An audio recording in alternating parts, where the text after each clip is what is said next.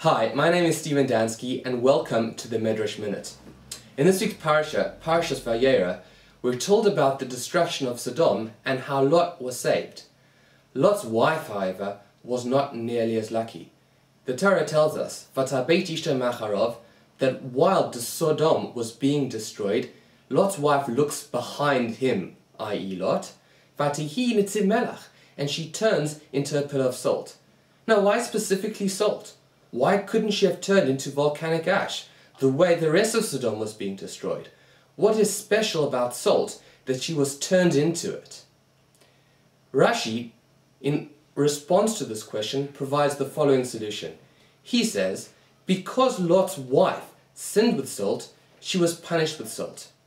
We need to explain this by looking at a bit of background. At the beginning of the parasha, the angels go to visit Lot in Sodom. Lot is very happy to see them, and he invites them into his house. Now we know that inviting people into the houses of Sodom was a federal offense.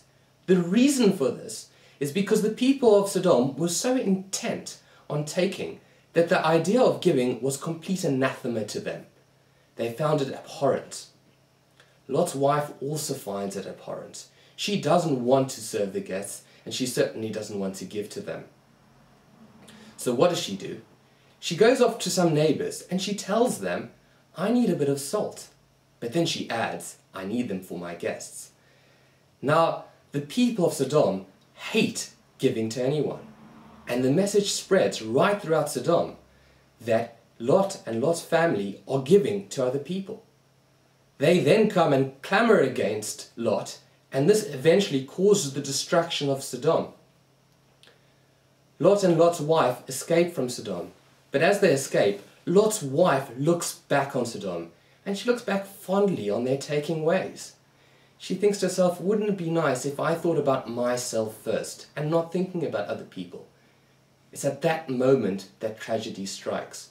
Lot's wife turns into a pillar of salt. Now why salt? Now the truth is, if you know anything about meat, in order for meat to be considered kosher, salt needs to be put on it. Now the salt doesn't give anything to the meat. What the salt does is it takes the blood out of the meat so that that meat is able to be eaten. The quality of salt is that salt is a taking property. Lot's wife is also a taking property. Is it any surprise that she turns into a pillar of salt? This lesson is really important to us because it teaches us the value of giving and the importance of thinking about others before thinking about oneself.